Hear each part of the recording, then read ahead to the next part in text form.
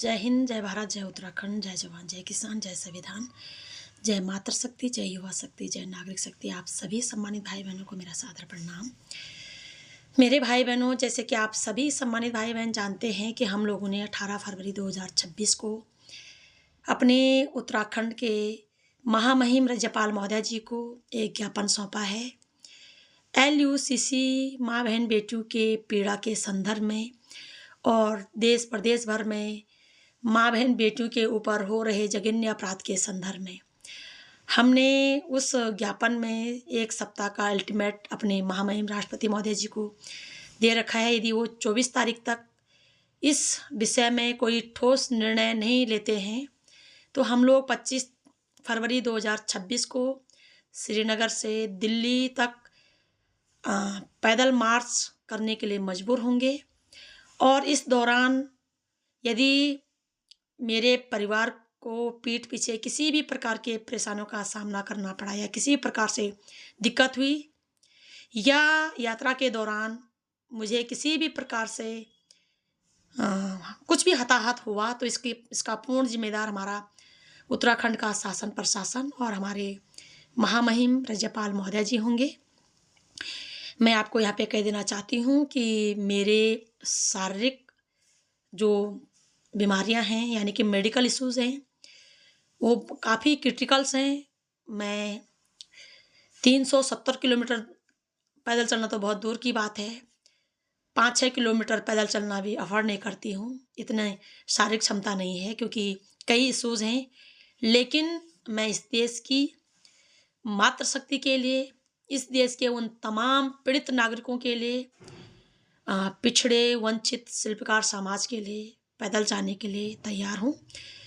मैं अपने हिस्से की कुर्बानी देने के लिए तैयार हूँ क्योंकि मैं इस बात से काफ़ी आहत हूँ और मैंने अनुभव भी किया है कि इस देश में महिलाओं के ऊपर होने वाले जुर्म को मुद्दा ही नहीं समझा जाता।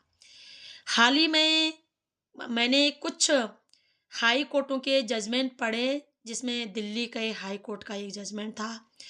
हाल ही में एक पता नहीं कौन से हाई कोर्ट का एक जजमेंट आया जहां महिलाओं के संदर्भ में वो बात मैं बोल भी नहीं सकती हूँ कि उसमें कोर्ट किया गया कि इस प्रकार से चीज़ें होंगी तो बलात्कार नहीं समझा जाएगा, जिससे मैं काफ़ी आहत हूँ। और मैं यह भी कहना चाहती हूँ कि देश प्रदेश भर में महिलाओं के ऊपर जो कुछ भी जुर्म हो रहा है, चाहे महिलाओं को मेरे उत्तराखंड में LUCC मां घोटाले के द्वारा आर्थिक तंगी का शिकार बनाया गया हो और इस आर्थिक तंगी के अंदर उन्हें शारीरिक, मानसिक, पारिवारिक, सामाजिक प्रताड़ना दी हो और साथ ही हमारे शासन प्रशासन ने, हमारे न्यायालयों ने भी कोई कोर कसर नहीं छोड़ी माँ बहन बेटियों को प्रताड़ित करने का। खासकर जनता के द्वारा चुने गए जनप्रतिनिधियों, सरकारों के द्वारा किसी भी प्रकार की पहल नहीं की गई। तो इन तमाम चीज़ों से मुक्ति पाने के लिए, महिलाओं के ऊपर हो रहे जघन्य अपराध से मुक्ति पाने के लिए, उन पीड़ित वंचित दलित समाज के ऊपर हो रहे जघन्य अपराध से मुक्ति पाने के लिए मैं ये पैदल यात्रा निकालना चाहती हूँ। मैं जानती हूँ कि मेरी शारीरिक क्षमता नहीं है कि मैं इतना दूर पैदल जा सकूँ, लेकिन मैं चाहती हूँ कि मैं अपने हिस्से की कुर्बानी ज़रूर दूँ, अपने हिस्से का योगदान ज़रूर दूँ ताकि महिलाओं के ऊपर हो रहे जुर्म को भी मुद्दा समझा जाए और जो देश भर में महिलाएं ठगी बेईमानों का शिकार हो रही हैं, अपहरण का शिकार हो रही हैं, बलात्कार, घरेलू हिंसा, भ्रूण हत्या, दहेज प्रथा या अलग अलग प्रकार से प्रताड़ित की जा रही हैं, वो भी राष्ट्रीय मुद्दा बने, वो भी धार्मिक मुद्दा बने, वो भी सामाजिक मुद्दा बने और लोग महिलाओं को इंसान के तौर पे देखें, वस्तु या भोग विलास की वस्तु के तौर पे ना देखें कि महिलाओं को यूज और थ्रो किया जाए। तो इस संदर्भ में मैं संपूर्ण भारत की महिलाओं से निवेदन करूंगी कि आपको अपने लिए जागना पड़ेगा क्योंकि जो LUCC का महा घोटाला हुआ है वो सिर्फ आर्थिक घोटाला नहीं है। मैं जब इस विषय के बारे में सोच रही हूँ और जब विदेश से एप्स्टीन फाइल जैसी दुर्भाग्यपूर्ण मानव त्रासदी सामने आई, तो मुझे रियलाइज़ हुआ कि इस एलयूसीसी नामक सोसाइटी के आड़ में भी हमारी माँ-बहन बेटियों को विदेश जाने का लालच दिला करके, उन्हें सबकी नज़रों में गिरा करके कहीं न कहीं उनके साथ कुछ न कुछ अनर्थ करने का षड्यंत्र रचा जा रहा था। वो तो भगवान का शुक्र है कि वो गुब्बारा पहले ही फूट गया। अन्यथा न जाने कितने माँ-बहन बेटियों को यहाँ तो उनके परिवार के नज़र में, समाज के नज़र में, रिश्तेदारों के नज़र में, शासन-प्रशासन के नज़र में गिरा ही दिया होता कि ये परिवार वालों से, रिश्तेदारों से पैसे ठग करके ले गए हैं।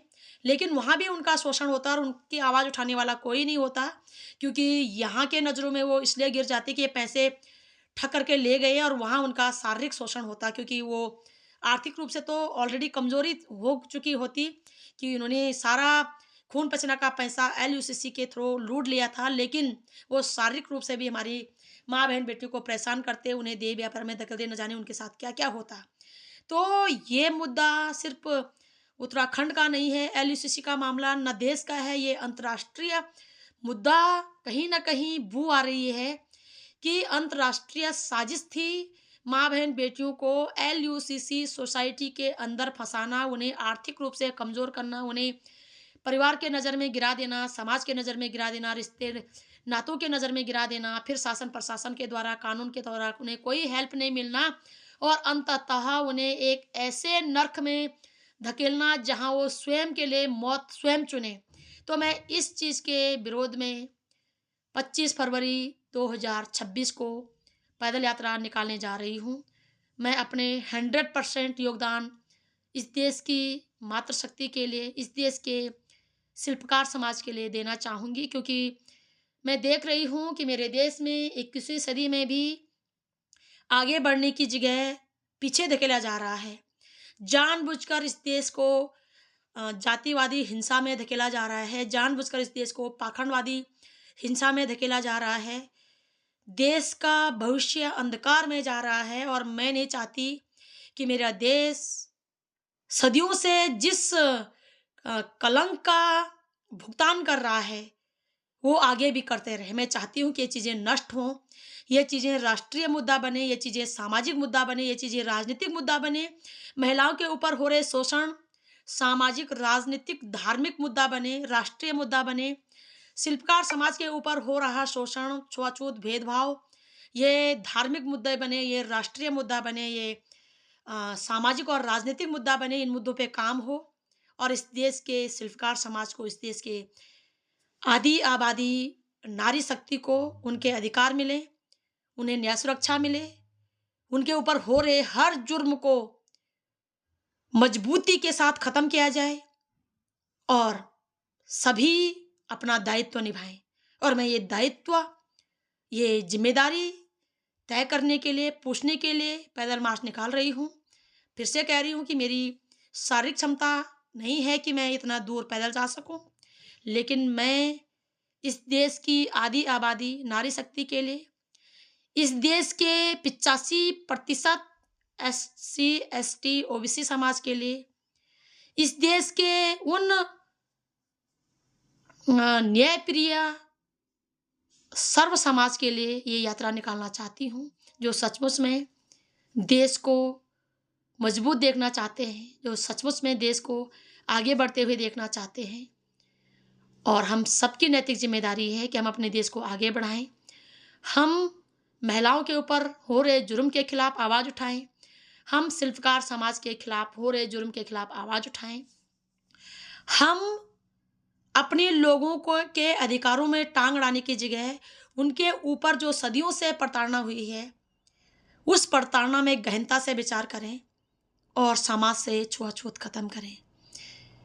मेरा इस यात्रा का नारा होगा, इस देश की माँ बहन बेटियों को ठग बेईमानों, बलात्कारियों, भ्रष्टाचारियों, अत्याचारियों, हर प्रकार के शोषण से मुक्त करना। इस देश के शिल्पकार, दलित, पिछड़े समाज को छुआछूत, भेदभाव जैसे घृणित मानसिकता से, जातिगत हिंसा से मुक्त करना और हम सभी को एक समान, एक जैसे अधिकार मिलना, हम सब मिलजुल कर अपने देश को आगे बढ़ाएं, तभी कुछ हो पाएगा। अन्यथा राजनीतिज्ञ हमेशा हमको किसी न किसी उलझन में उलझाकर वहीं धकेल रहे हैं जहाँ से सदियों से हमारे भारत देश के ऊपर अत्याचार होते आ रहा है।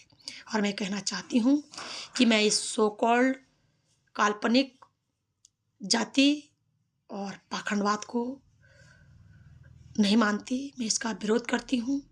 और इसलिए विरोध करती हूँ क्योंकि यही हमारे महिलाओं के शोषक हैं, यही हमारे शिल्पकार समाज के शोषक हैं, यही हमारे देश को पीछे धकेलने का सबसे भ्रष्ट सोच है, सबसे षड्यंत्रकारी सोच है।